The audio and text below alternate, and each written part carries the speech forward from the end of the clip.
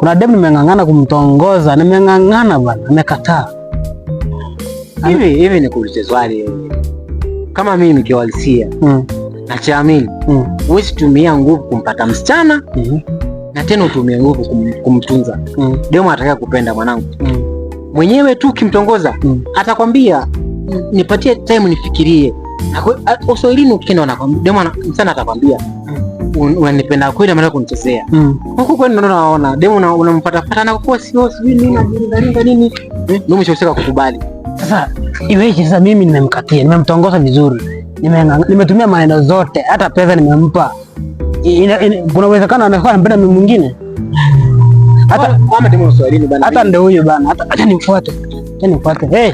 Hey, dada. Sasa sikiza sasa. Sasa mbona unakuongelesha usikia hata?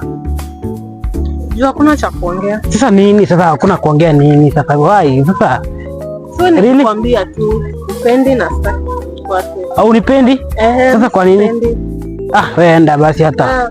Kwenda kabisa enda. Kwenda. Enda kwanza. Wengine hata sio na kaanga ache. Sasa umeona hata nilikwambia tu. Umeona? Lakini kung'ang'ania kwenu mapenzi yatokea puani. Mimi nilikwambia tafuta pesa, achana na mapenzi. Tafuta pesa. Mimi niko single mzee. Sina stress. Unacheka nini? Kwa nini unataka nilie? Sasa mimi uko nataka nilie. Nimekataa achana na mapenzi ya siku hizi. Pesa mwanangu, pesa. Mfano wa puto sinasembea. Sasa itakuwa aje ukiwa na pesa ukataliwa tena? Una pesa? Si niko na pesa. Na ukiwa na pesa ukataliwa tena itakuwaje? Sikia.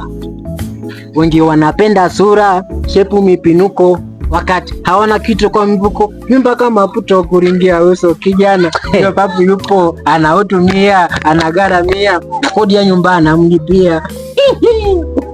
Unacheza. Mapenzi pesa yangu. Unacheza. Wewe kaa hapa na kuondea na mapenzi ya ulieni. Hakuna mapenzi ya kweli. Wewe bwana utakufa ndugu yangu. Kuondeana tu shauri yako.